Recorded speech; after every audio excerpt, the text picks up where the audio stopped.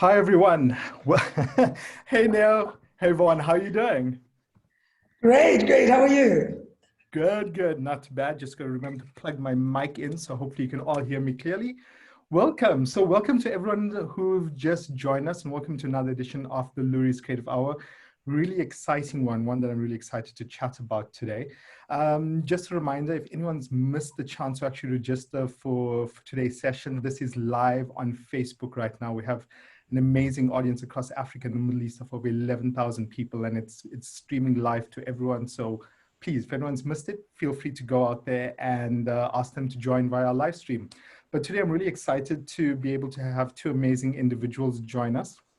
And I'm going to give you a bit of a background before we actually go into our conversation as well. So our key topic today is creativity during the pandemic and responsibility in a post-lockdown world. Our guests today are Vaughan Croeser, Marketing Director at ABInBev, and Neo Segola, CCO at Draftline Africa, ABInBev's global in-house agency.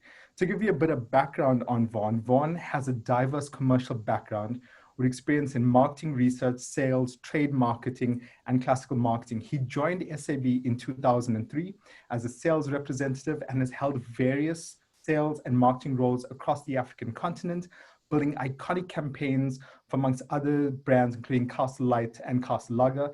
He's currently the marketing director for South African breweries, which is part of ABInBev, where he's responsible for some of South Africa's most well-known and loved beer brands. Vaughan also serves on the board of the Sports Trust, which endeavors to aid education through sports and the provision of sporting facilities in underprivileged communities. Neo Segola, who also joins us, is CCO of Draftline FCB. Neo heads up creative at the in-house agency for South Africa's largest beer brands, Draftline, being part of the giant Anheuser-Busch InBev organization. She moved to the position in 2020 from a role as Executive Creative Director at FCB Africa.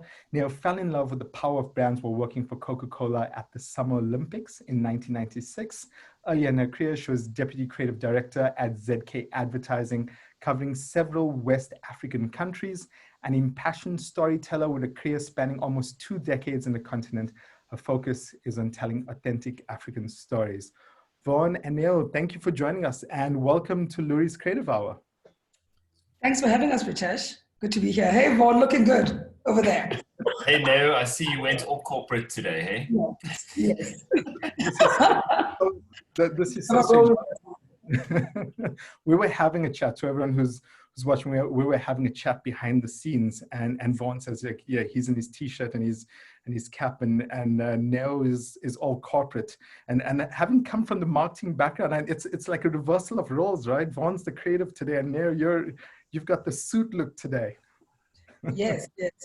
And that's actually what's great about being an agency partner within the Draftline, the ABI business, is that there's a lot of kind of flow of information, right? Flow of our relationship is pretty much intertwined. It is there's a flow. Let me say that. So he's neither corporate, I'm neither creative. We can role reverse. It's perfect. Yeah, it's true. We're trying to create a bit of a culture that's a little bit yin and yang in that sense. We're passionate about data, about business and getting commercial results, but we're also a company and a team of individuals who are extremely passionate about creativity, and we invest in creativity. I mean, part of why we're a Loeries partner is because we believe in its power. Great, fantastic. So just to add, so everyone who's joining, if you do want to share any aspects of this conversation on social media, please use our hashtag for the year, which is #CreateChange, and obviously #Loeries on it as well. I also want to say hello to a few people, just because the biggest challenge with these chats, you never get to feel if everyone's on it. So I'm just gonna, we can't mention everyone. It's a full house today, but Alison Bella, Claudia Adamo, EJ Lance, G Walker, it's a nice, simple, easy name there. Katrine Grobler, Kiniwe Makwa, Kumoteko, just a few people who are joining us. welcome. Thank you so much for being part of the conversation. And if anyone has any questions, I guess everyone's an expert in Zoom right now. Share any comments using chat, share any questions you have using the Q&A function. So one of the key things, we always start off in chat, and everyone's always curious about how people and organizations are coping with the lockdown and the challenges of COVID-19. And I have to admit, ABInBev as an organization is probably an organization where the impact to you as an organization is just so front and center, purely because as consumers, we feel it so strongly, but it's obviously out there as well. Vaughan, maybe you can kick us off and just give us some insight. How are you personally coping, and what are some of the insights? How's the organization coping through all of this? It's been no doubt a very troubling and unsettling experience for our business. We're a very proud South African company, and we're actually celebrating our 125th birthday this year. So we've been here a while, and yeah, we're passionate South African citizens, and I think it's been very, very tough on the people on our teams not to be able to be trading. But what made me very proud and what encouraged me throughout this was seeing how the organization, and I'm not just talking about the marketing function, but how the organization was just pulled together to find new ways of making our purpose come to life in the communities that we serve, to the fans of our brands. Even amidst all this chaos and uncertainty, I was very proud and humbled to see how the company could actually also make a positive impact in a state of not being able to generate income. Yeah, and I think that's been front and center. Even I have to tell you, one of the initiatives that was always top of mind was even something as simple as just creating hand sanitizer, and right at the forefront, creating the hand sanitizer and putting it out in the market, which I think was a fantastic initiative. Now, in terms of creativity, as Vaughan said, it's been a situation where for a long time you were not able to trade. But even within these conditions, continuing this creative journey was top of mind for you. How did you go through that process? And also, I mean, in terms of your own personal circumstances, how have you been coping with the lockdown? I mean, it was very difficult. I think, everyone in this room listening to this would attest to that. It was very difficult, something to grapple with in the beginning. But as we went along, and as a business, it became very clear that, while we couldn't trade, there was still a role that we could play, using our creativity, using our internal capabilities, a positive role that we can play in society. So we did kind of refocus a little bit and really unearth, what meaning can we bring at this time? How can we ease a lot of the pain? How can we, we have a lot of partners, your bars, your restaurants, your taverns, we have a really big family way across the value chain. So how do we as a business support all those partners through this time? And, so we made a lot of effort to really answer to that. And I think most of our work around this period has been geared up towards that. It was just important as a company that is the fabric, part of the fabric of South African society. We couldn't just sit back and kind of look at it and watch and wait our turn to start to operate. We had to do something, and I think, and that's what I love about being part of this business. There was a real earnestness from the broader business to be meaningful, essentially, to have, as one says, that purpose and show up meaningfully to our consumers. And that purpose was very nicely shown in the initiative that you had in terms of going out to 17,000 taverns and supporting them through this time. I actually want to play a piece of copy, and maybe once we've actually seen this, we can chat about this initiative.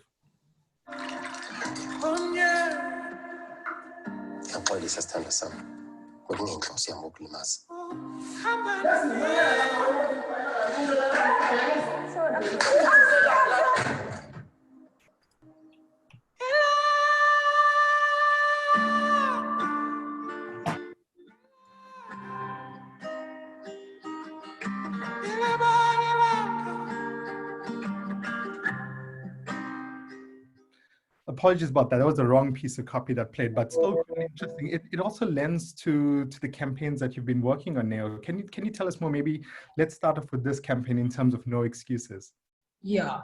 So I think one of the most painful things about this pandemic is that, you know, with people being in such, you know, in confined spaces with each other, you know, obviously things unearth, right? And one of the most essentially heart-wrenching was the increase in gender-based violence, you know, with women essentially being locked up in homes with their abusers, you know. So one of the pillars for Carling Black Label is that No Excuses, which does focus on kind of changing or entrenching the notion that it's absolutely just wrong, without going into great detail about it. But it is one of the brand's kind of core focuses in, you know, kind of turning around this culture of GBV in our country.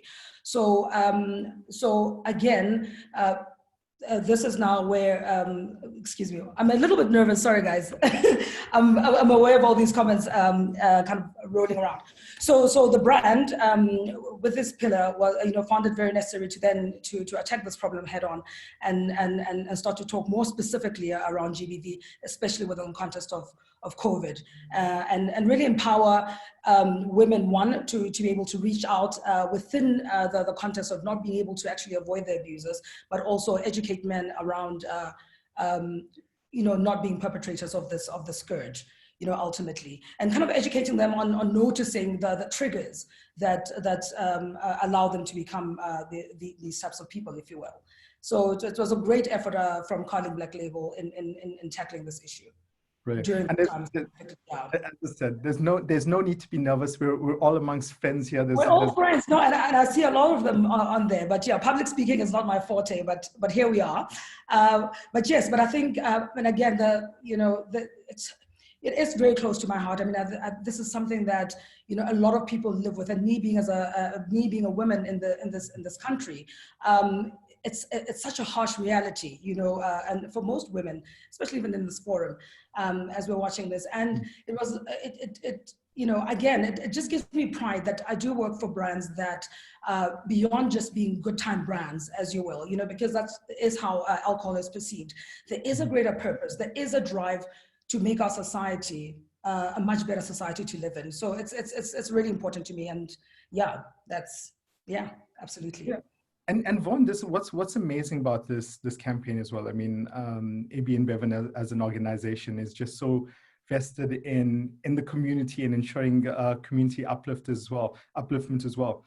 In terms of this campaign, what was interesting, I don't know if anyone noticed that, but I didn't see any branding. There was no brand on it, which was amazing on it. So yeah, the No Excuse platform, we've been investing in that for the last 3 years. It is a platform that we developed and created. And we don't put any branding onto that campaign. The campaign is simply #No Excuse for gender-based violence. But what made this leg of the campaign so unique, we realized that people were confined in small spaces, often not able to make a phone call or call for help. And working with Facebook and with government and with Lifeline, we were able to set up a WhatsApp line that either a potential perpetrator or potential victims could use. And we partnered with Lifeline, and we also helped them increase their fielding capacity because of the volume of calls that were happening. So it was really good to be part of something that was making a positive difference.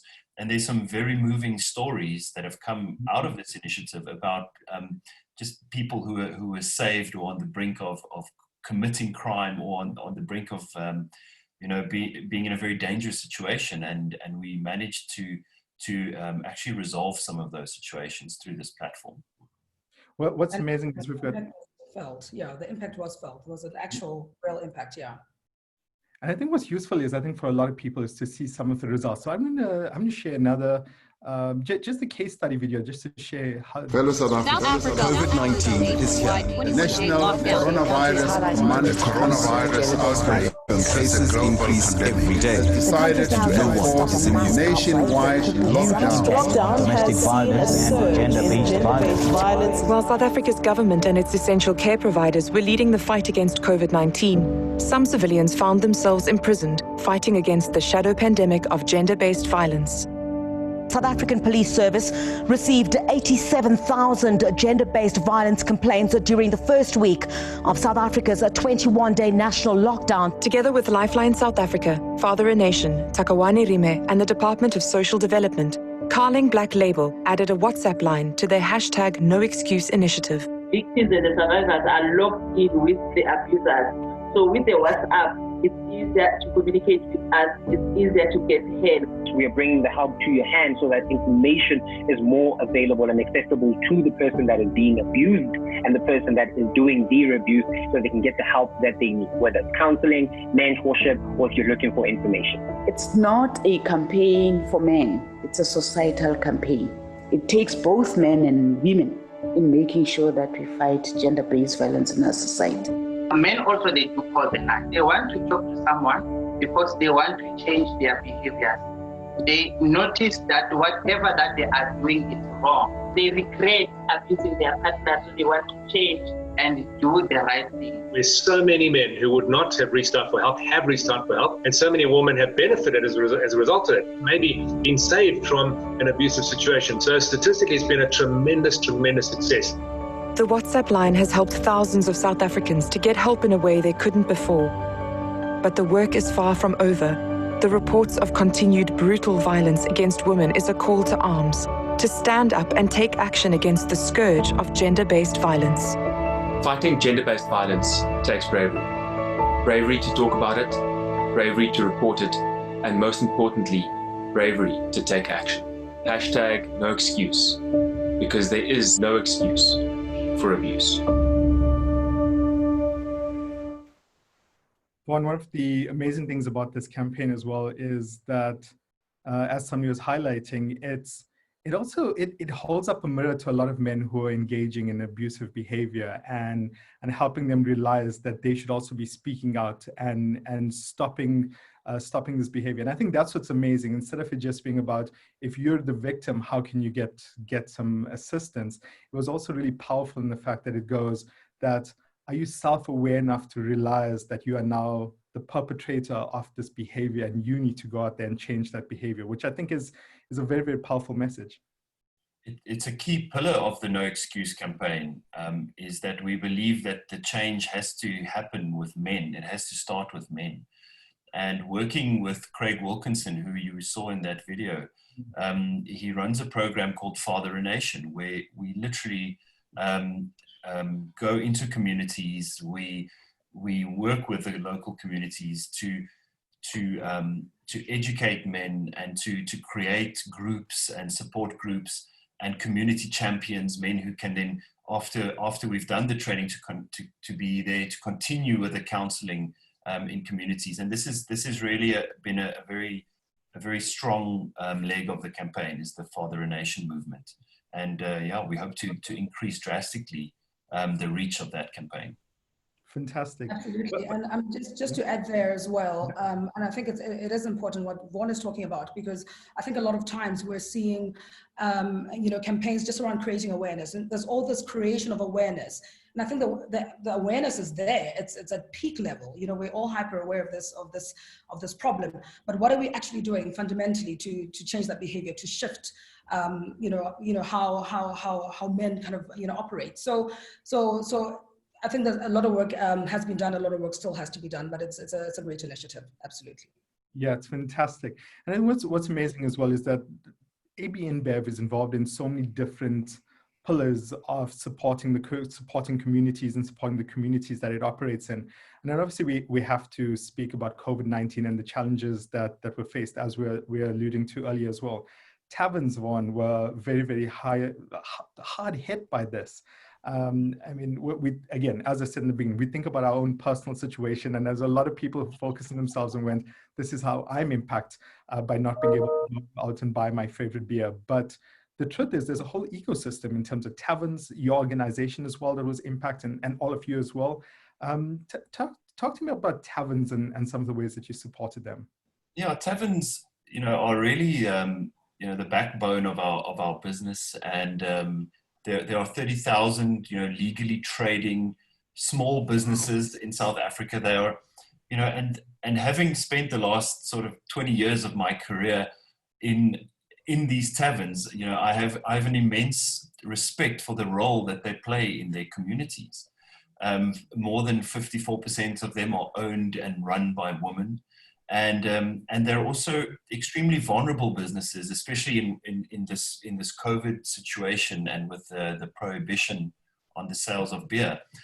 So that they were extremely vulnerable. And through our commercial team, we decided to take action, and we set up a system with ShopRite Checkers as our partner to distribute 17,000 food vouchers that would enable each tavern to sustain their family with food for about a month, because these taverns have a lot of people that rely on them in that community.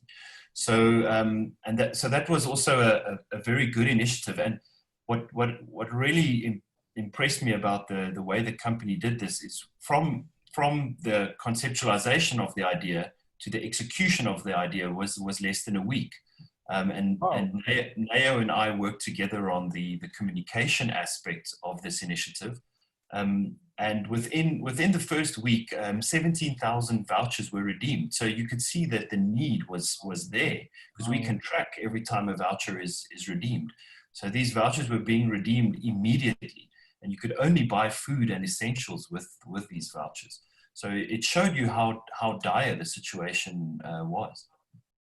I want to share, for those who don't know much about the campaign, I'm just going to show this little video that talks us through it.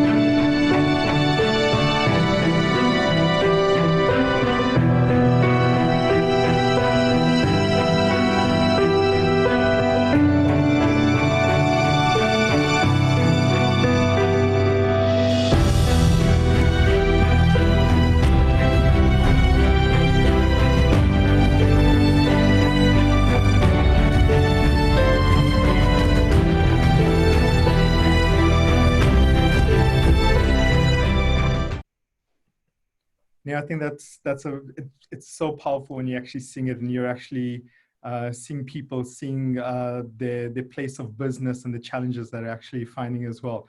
Maybe talk us through the creative execution and some of the thinking and what you wanted to communicate through this.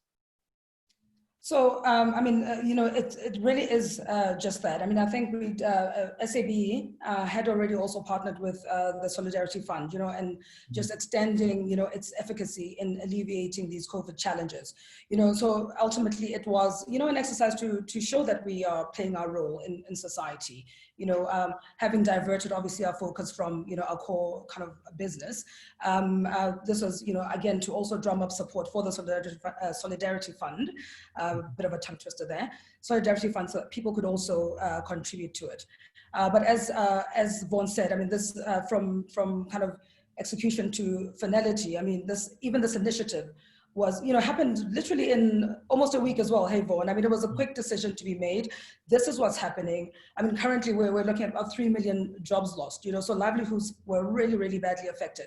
So how do we, as a business, support our immediate partners? And this is one of those initiatives, right? So very quickly, the business made a decision. This is how we're going to support. And we then created the communication after that, together with also drumming up support for that Solidarity Fund. Yes, Segani Singh, who's watching this, says, wow, that is a truly powerful video. And I think it really just communicates so strongly the initiative. And Vaughan, what was the feedback? I mean, from these tavern owners and just from different people that you've been speaking to who have been impacted by this initiative and this project? Yeah, the tavern owners, as I said, are one piece and quite a core segment of the business. And without going into more detail about the rest of the value chain, I think when you look at the relationship that we have with taverners and the Taverners Association, it is one that goes beyond just mere partnership. On the 25th of April, our Zenzele scheme came to fruition, which means that a lot of these tavern owners are also shareholders in SAB. So all licensed tavern owners had the opportunity 5 years ago to become shareholders of the company, and and those payouts were also actually happening in April, so right in the middle of the lockdown. So even while we were providing the food parcels, there was also a whole nother leg of our partnership with taverns coming to fruition at that stage. So we have a very long-standing and deep relationship. And I think that as business partners now, as we emerge from this, now we can have very robust conversations with them on how do we trade safely, how do we create an environment where people can safely purchase or consume our product. And I think there's great respect and trust in that relationship. And feedback from the tavern owners now that, we're always curious to find out what people are saying out in communities. Now that they can trade again and there's at least some degree of normality, what is some of the feedback? Yeah, I think obviously people are thrilled to be back and trading again. There are also some sad stories of taverns that didn't open up again after the lockdown. I'm aware of stories of a taverner who had to sell his car to enable him to buy his first stock again and rebuild his business. So things are certainly very tough out there. And I think even as marketers and as brand owners, I think we need to be very sensitive just to the reality of the hardships out there. But despite that, I mean, there is really, people are very excited to be able to make a living legally again. Great. And it wasn't just tavern owners that ABInBev supported. There was also, we all know restaurants were also very hard hit by the impact of COVID-19. What are some of the things that you've been doing with restaurants? Yes, we set up a fund that enabled consumers to make contributions to their local spot. So you registered your restaurant on this platform, and then you could invite your patrons to make donations. This was also a very powerful campaign that received a lot of attention. Neo also assisted us in crafting the creative behind this. And it was good to also play a role in that formal sector. I mean, the restaurants have also been hit very hard, the restaurants and bars, and to be able to play a role with our Stella Artois brand was also really, really gratifying. Great. I'd love to show what Stella Artois. Sorry, Neo, do you want to go first? No. I was just adding to that, and that it actually did very well. There was a great uptake from the general public, really, in driving the support of these other various establishments as well. So it did very well. Let me hear this, and then maybe Neo, you can give me some more insight in terms of this campaign, some of the thinking, and let's have a look at this. Is it just a place you go to? Or is it more than that? Is it your local, your spot, your honchi, where your community comes together and everyone knows your name? Is it where you have a favorite waiter and the chef knows just how you like it? Picture that place. Picture that bar, that restaurant, that spot, your spot. Hold on to that picture and make sure the place that means everything to you is there when you get back. Here's what you can do. 1. Buy a digital voucher for your favorite bar or restaurant. 2. Stella Artois will add an extra 50% for free. 3. Redeem it after lockdown and enjoy 150% of the value. go to rallyforyourbarandrestaurant.com to get started. Together, we can save your spot and make sure that the last round or meal you had there wasn't the final one. Now, one thing, is during the lockdown, it was tough, just creating anything, and most people will know that. How did you actually go about being able to actually work and create all of this communication in a time when I guess it was tough to even meet your team and sit down with your team and strategize? Right. So the benefit of Draftline and kind of the capabilities that we're trying to build for ABInBev are that we are such that we have certain functions in-house as well. So editors, kind of production in-house as well. So ultimately, that's really has facilitated our kind of our efficacy during this lockdown, as well as also helping to support our sister agencies in also outputting some of their work. I think, it was a difficult time, but we were able, because of the functionalities that we have internally, to be able to output work, as quickly as it was required to, and as, obviously, well, efficiently and of a high quality. So we were very fortunate, I must say, very, very fortunate. Yeah, Temboleto Msibi, who's amazing, has also been on this platform as well, says, I love this, participated for my fave spot in Waterfall, can't wait to go back and drink it up. So thanks for sharing that. Thanks. Vaughan, one of the key things about this initiative as well is, just supporting this ecosystem, ensuring that people are strong. So on a personal level, my predecessor, Andrew Human, went out, and most people know this. He owns a restaurant right now. So he decided that he's going to leave the Loeries and he's going to own a restaurant. And I know he's highlighted some of the challenges he's had being a new restaurant owner during a lockdown, and the amazing work that's been done. So in terms of Stella Artois, why was this so important? And also, why is it so important to keep communicating, considering that a lot of people just stopped? A lot of organizations said, we will not communicate in this lockdown. And it seems that you've had the reverse strategy. I want to highlight two things, one more pertaining to Neo and the Draftline team, and then one more around our brands and our strategies. I think if your brand is really clear on what its role is in society and what, we talk a lot about purpose, but I think if you really know what your job is, then it's a lot easier to see how you can be of value and of service to your fans, your community, your consumers, in different ways than just selling beer. We've looked at the Carling Black Label example. We've now seen an example here from Stella Artois. There was some really powerful work done by Castle Milk Stout over Easter, encouraging people not to travel and to social distance, because Castle Milk Stout is the protector of African culture. How do you protect and grow African culture? And when the brand is clear on that purpose, then you can find other ways to bring that to life. I mean, Castle Lager did some very powerful work around the Solidarity Fund and supporting the new team that's in the field, because it's a brand that's always stood for bringing South Africans together. So I think the brand's purposes enabled them to speak during this time without pushing some kind of a promotion or an angle around sales or even just equity building. They were really trying to make an impact. So that's one element that I think helped us stay communicating during this time.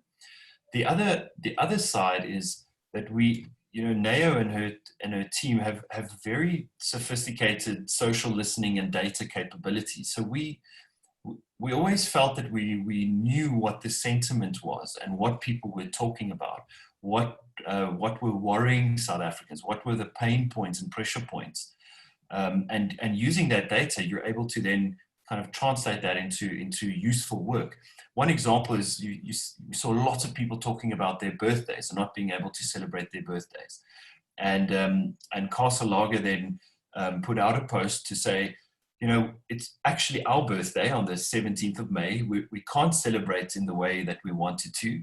And we know that you're feeling the same. So if you register on our platform, then we will give you 12 castle lagers to celebrate your birthday after the lockdown.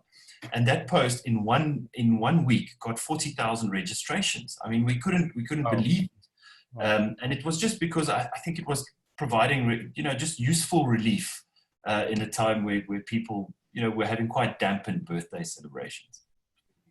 That's great. And in terms of the social listening capability that you had, what were some of the things you're picking up and insights that you're gaining about how consumers were feeling about not having access to their favorite brands in this time?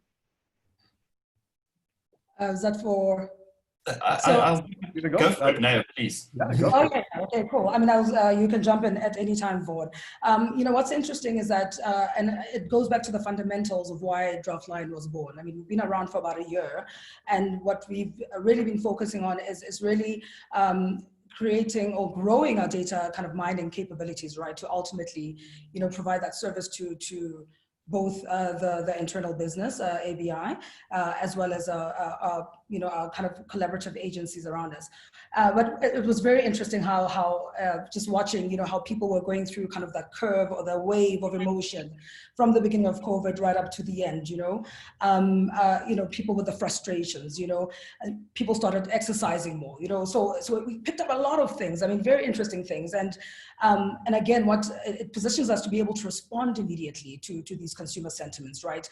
We talk about creating work at the speed of culture. You know, that's what we really pride ourselves in. So at any point where you see consumer kind of sentiment shift, be able to really plug that in and help our brands really, you know, access their consumers in a more meaningful way, you know.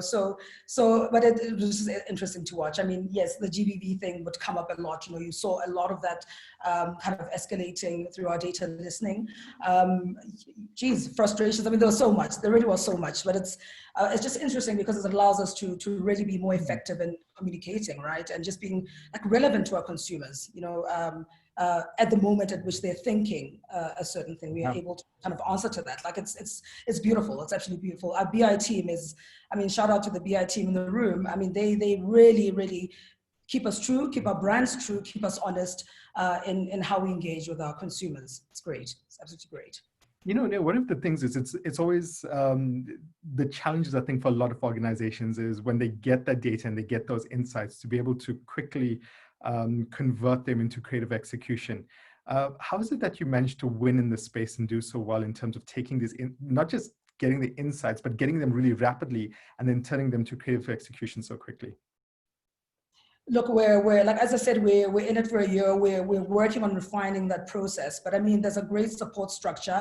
And obviously we do also tap into ABInBev's strategic kind of input as well. But we have a great team of strategists as well who help us really turn that data into real insights, you know, into people truths, into human truths. So, but it's a process where we're evolving and literally turning it from graphs and figures into, you know, something meaningful. And then ultimately we are supported by a fabulous creative team as well, about 24, 25 strong creative team that also helps us unpack this information that we're getting. But yeah, it's working so far. It has worked for us thus far, but I think we're hoping to evolve this and grow these capabilities until we're literally just kind of pressing buttons and data rolls out and it's beautiful, it's amazing, it's relevant, and we can affect it. And then scale it. Just to add a build on what Neo is saying there, you know, from how it manifests in a practical way.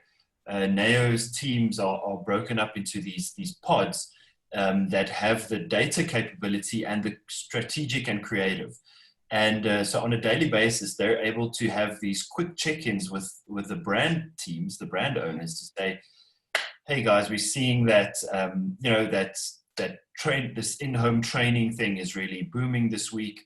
Here's a few like thought starter ideas. What do you think? And then what happens then is the brand can then say, okay, this is a quick win. We can put it into the Draftline studio, or it's actually a bigger idea. Let's work with our other agency partner. So we bring in Ogilvy or Joe Public, and then collaboratively create like a series of fitness Instagram stories for Castlelight, as an example. So I think that practically just getting the data very quickly, having in-house strategy and creative to kind of nurture the beginnings of ideas, and then deciding, okay, do we put it into the Draftline studio? Do we go to our lead agencies? So it's a model that I think enables us to have to really collaborate with all of our agencies in the future. I want to share an ad speaking about Castlelight as well, and then I'm going to come back. And Vaughan, I've got a question for you from Tato Mateko, but let's have a look at this first, speaking about some insights. Hello, boy.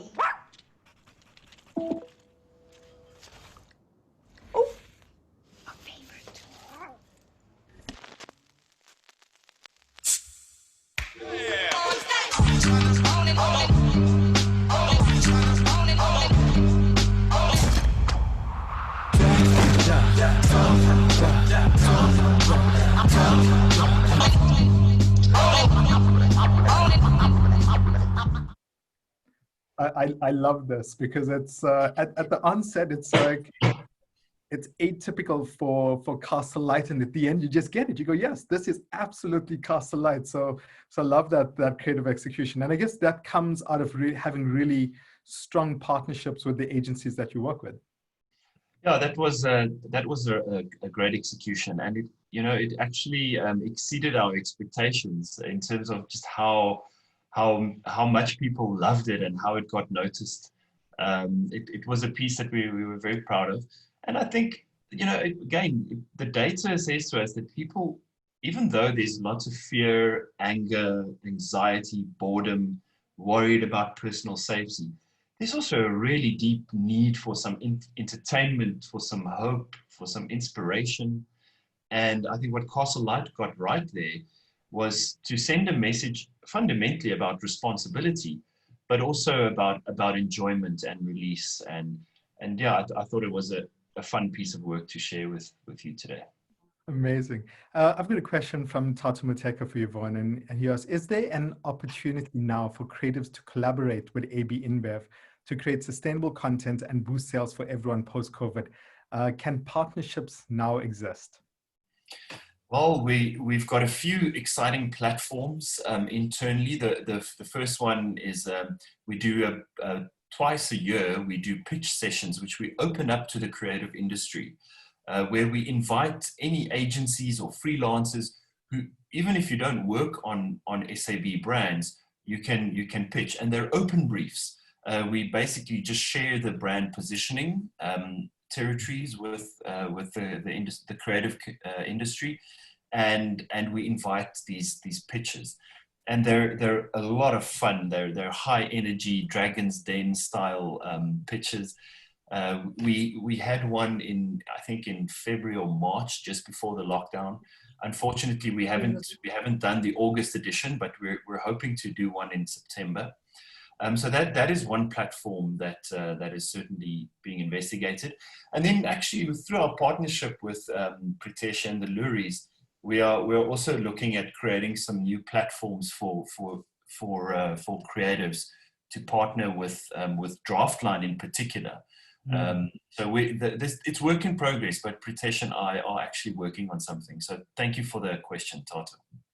Yeah, and I think it's important for people to realize that Draftline, Neo, and I'm right, and you can maybe come in here, is an organization that works with other agencies. So it's not being the in-house agency, but you really do partner with a lot of other agencies and a lot of different people as well. Absolutely. And I mean, Preetesh, we crave collaboration, right? We crave, because how we're set up is to really have our ear on the ground as far as data is concerned, right? And ultimately share that data for the benefit of our brand. So absolutely, partnerships are key.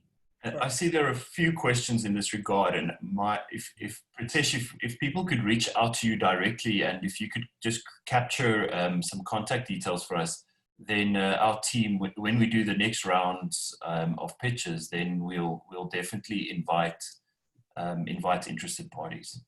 Absolutely, yes. So if anyone does want to get in touch and be part of the pitches, please feel free to drop us a message, and it gets captured. So even if I don't see it immediately, if you leave a message in the chat box and say me or something like that, we'll pull your registration details and pass it on to Vaughan. Yeah, Neo, another question for you. TV seems to play a vital role. How have you overcome the challenge of not being able to advertise much, in inverted commas? Well, I mean, yeah, TV, has always been the kind of preeminent channel, right? The mass media kind of channel. But we've basically gone where consumers really are. There was a huge upsurgence of kind of content, kind of people seeking content on social media. So we redirected our efforts to those spaces. So your social media channels, basically, Tato, is where we spent a lot of our essentially time and money to mitigate essentially that. I mean, it's vital, but you have to also ultimately unpack, what your objectives are, right, and what it is you're trying to achieve in terms of your brand's communications. So, but yeah, like TV was, I think I'd even put it secondarily. We're really focused on social media and really just being where the consumer is and speaking to them in a way that they're engaging in, if you will. Yeah. Great. I'm getting tons of, immediately, I've got tons of people saying, count me in as well. But I've got a question from Katrine Grobler as well. And maybe, Vaughan, this is for you. Are any of your brands on TikTok? It's a good question. We've dabbled in TikTok, and we've done a few campaigns and promotions, but it's not a focus channel for us right now. It'll be interesting to see how TikTok develops, given all the drama and antitrust issues it's facing in the US. And, one wonders, are those things politically motivated or are they real? But I think TikTok is an amazing platform. TikTok is teaching us I think a lot about what content should be and how people are creating and consuming content. In fact, in some of our responsibility campaigns that are running right now, we were taking some inspiration from TikTok interfaces and creativity that we found there. So yes, it's a growing channel in terms of its influence and importance. But to answer Katrine's question, it's not a big channel for us right now. Yeah. Okay, and one thing that's also interesting, Vaughan and Neo, is that you look to your global counterparts as well. You work really closely, whether they're in Brazil or even like locally closer to like Mozambique and people like this. How important is the collaboration within ABInBev? And maybe, Vaughan, you can tell me this from an ABInBev perspective, and Neo, you could follow this up in terms of Draftline, in terms of collaborating with your counterparts globally. Yeah. So yes, Neo is very plugged into what is a global Draftline studio. From our point of view, our marketing team, we had 2 or 3 times a week, we had these learning sessions with markets from across the globe, sharing best practice of creative work that they were doing, or community work in the face of the pandemic. And because different countries were at different stages of development or at different phases of lockdowns, we were able to really learn a lot from other markets. So a few of the campaigns that I've spoken to you about today were campaigns that we copied from Brazil or from the US. And then within a few days, we would be able to repackage those for campaigns in Mozambique, in Tanzania, Nigeria. So it was really very beneficial to be part of such a large network.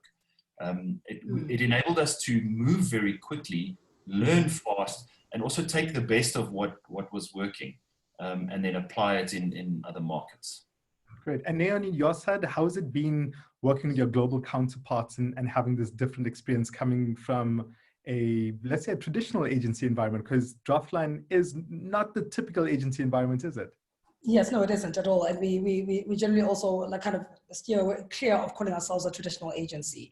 But it's, and I mean, the experience has essentially been the same because, as a wing, if you will, or as a wing of the ABI marketing team, we essentially kind of take best practice also from the bigger Draftline agencies and how they essentially plugging into their ABI marketing team. So it's great because they've been been at it, a lot of them have been at it a little bit longer than we have, so it's great to be in a position where we're able to take learnings, those established learnings, and then apply them at home. So it's great to be part of such a collaborative, it's a very collaborative organization, coming from like a global agencies such as FCB, there was always, there is the notion of, of this globalization, right, of being a part of a global network.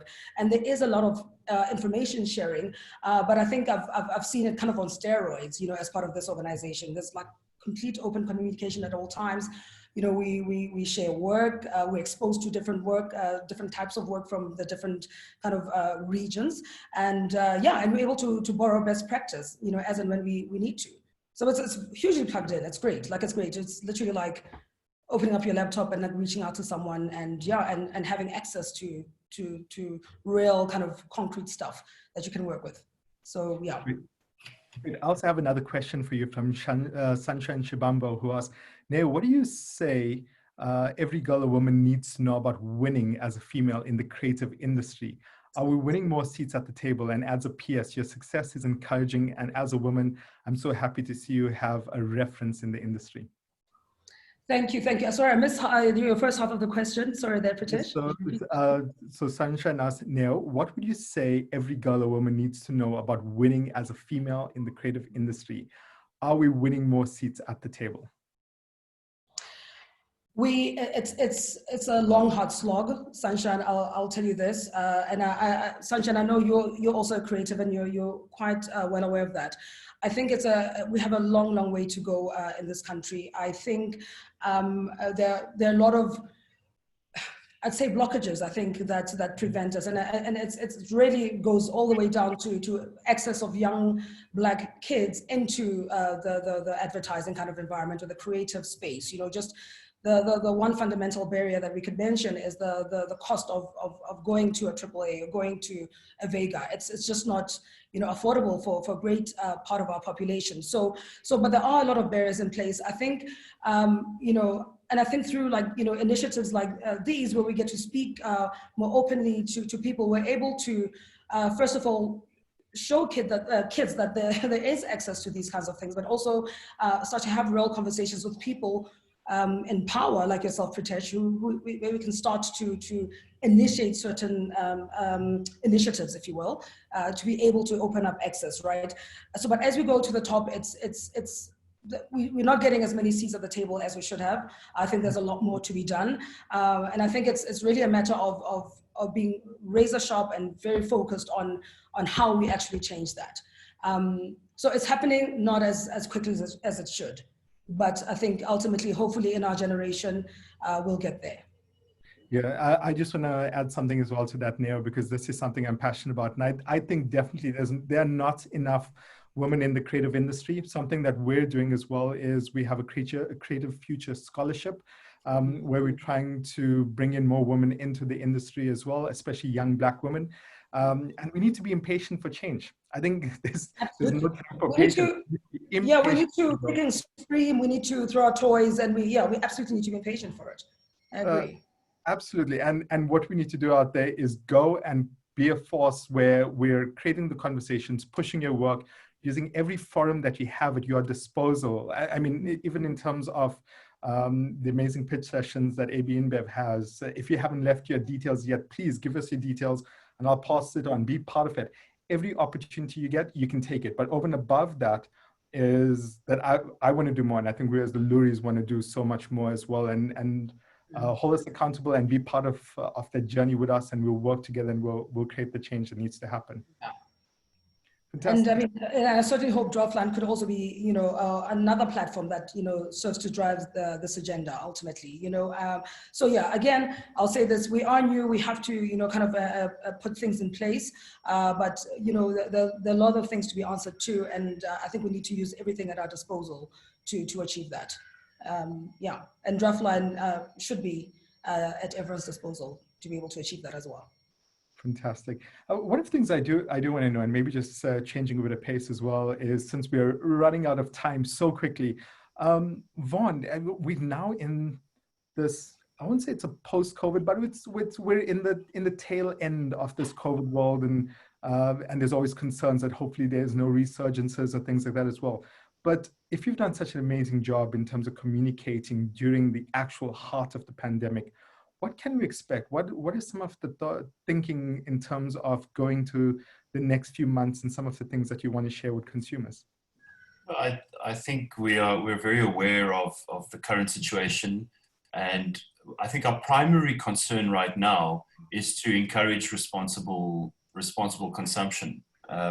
So many of our brands have campaigns live right now, literally focused on responsible drinking. So I think that is a very imminent challenge for us to continue to drive, and we are fully committed to that, and we're investing in that. I think then we're looking at what this we talk about new normal, but looking at how the growth of e-commerce will affect our channel strategies. We're looking at how what the future of entertainment and socializing, the growth of the in-home occasions, and what are the opportunities there. So I think there are many big trends that we're watching out for and that we're designing our activity towards. So I think lots of opportunity for creativity. I think there's going to be constraints, and with these constraints, I believe creativity will flourish. Fantastic. Well, Neo, so did you want anything that you'd like to add? No, I was just saying absolutely. I was agreeing, thoroughly agreeing. Yeah. One of the things I do want to share is this. I cannot let the session end without showing this amazing TVC. So I'm going to share this right now.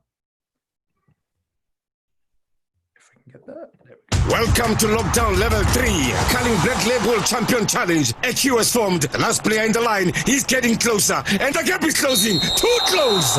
Penalty. The ref has blown. The first red card of the day to the offender. And the ref is enforcing the 1.5 meter distance rule. Those are the rules. We've got to play by them. Here we are at the sanitation station. The man with the phone. Will he get it or will he miss? He misses. That's a penalty. A red card for the gentleman with the dirty hands.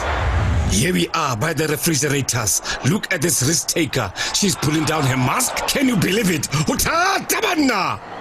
Penalty! Red card! What was she thinking? Back to the action. Look at the two players. The ref has spotted something. How will they shake hands? They raise their arms and go for the elbow greeting.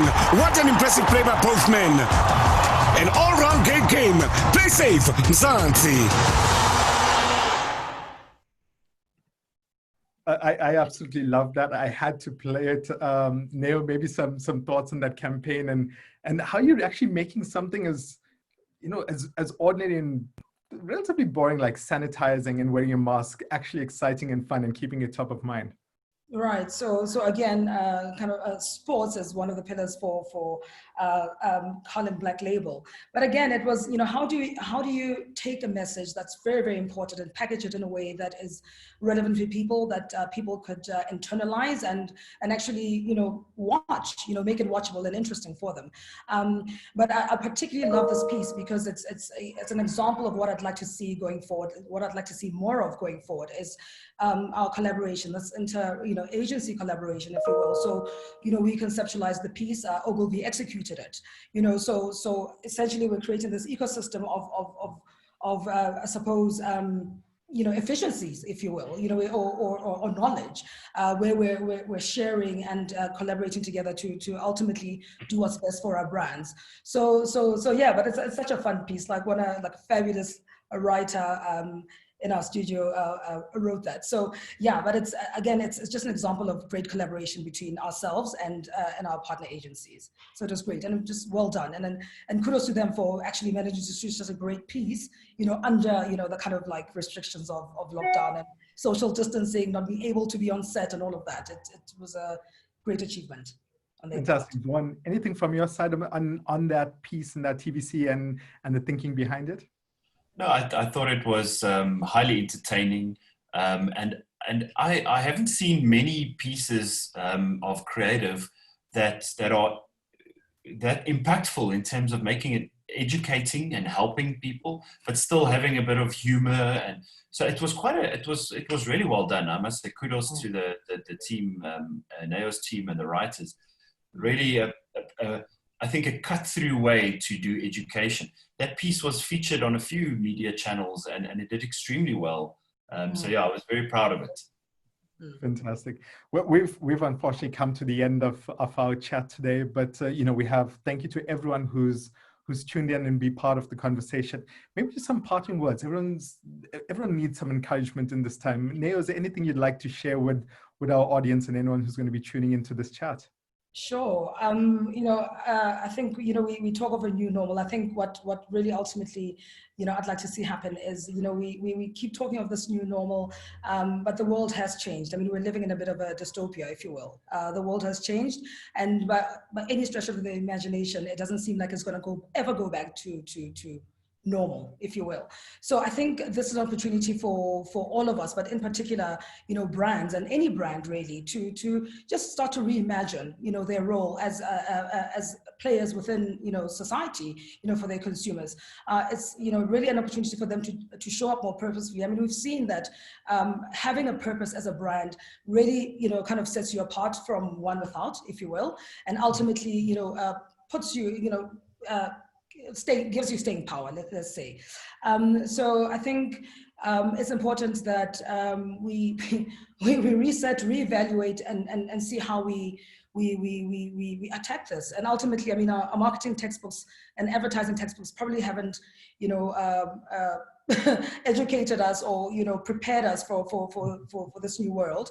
But we just have to be braver and take risks in showing up appropriately in this new world. So I think that's the opportunity that befalls all of us, really. Brilliant. Thank you so much, Neo. And if anyone wants to keep up with the work of Draftline and yourself, how do they get in touch, or how do they keep in contact with you? Yeah.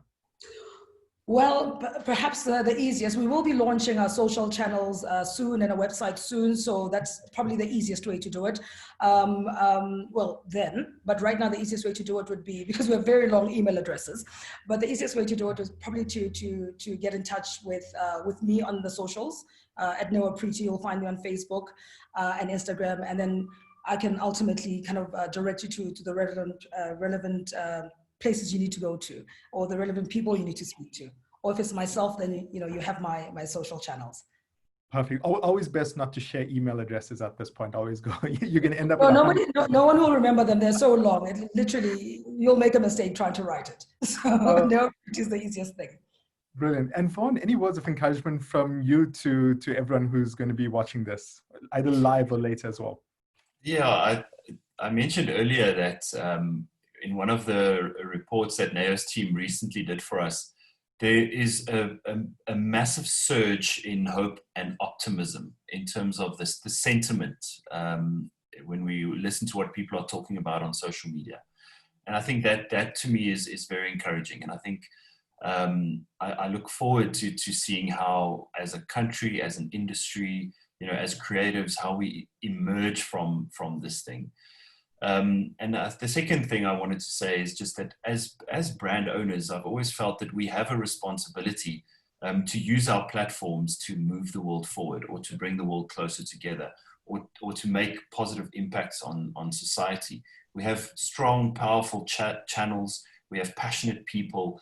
And I think the people in this room, the people in this call, we have a responsibility to use that power and do something great with it. And that would be my parting thought. Fantastic. Thanks so much, Vaughan. And if anyone wants to keep up with ABInBev and yourself, how do they do so? Well, they can definitely find us on social media. The South African breweries, we are on LinkedIn, Facebook, Twitter. I think that would be the best way. But also our brands have profiles that people can follow. So Castle Light and Castle, Colin Black Label, Budweiser, Corona, they all have local presence here on social media. Fantastic. Vaughan Croeser, Marketing Director of ABInBev and Neo Segola, Chief Creative Officer at Draftline Africa. Thank you so much to the both of you for joining us. Apologies, we went a little bit over. There was just so much a conversation to get through, but really enjoyed the chat and appreciate your time and all the best. Thank you, Preetesh. Thank you for having us. Thank you so much. And thank you to everyone that joined us today. Don't forget that the official mask of the Loeries competition is still on. So if you haven't entered and you want to have your official Loeries mask, go to loeries.com, have a look, and you'll be able to download the template and design it from there. All the best, Vaughan, all the best, Neo, and all the best to everyone. Take care. Thanks for joining us. Thank you. Bye. Bye-bye.